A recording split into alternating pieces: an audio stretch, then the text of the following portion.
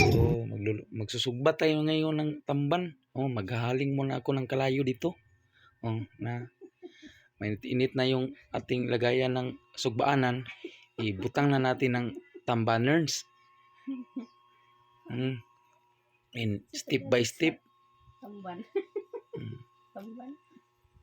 Sardines. Mag-iingat muna tayo mga kamag kasi mainit yan. Masyadong mainit. Inalagay ko na yan isa-isa.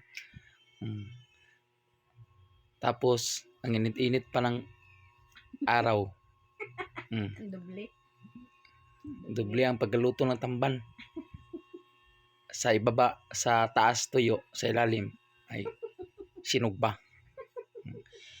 Ayan mga kamags, binaliktad ko na kasi ang bilis mapagod ng tamban kasi malapit yung kalayo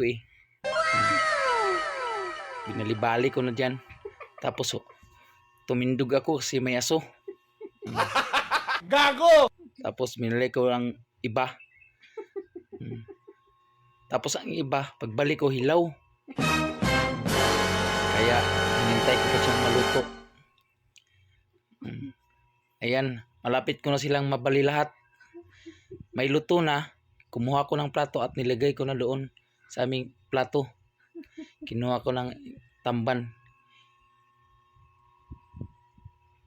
Isa-isa.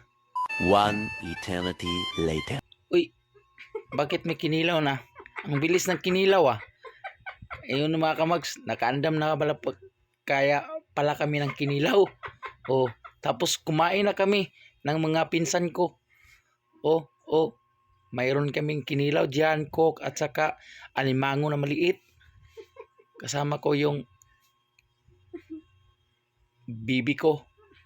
Thank you.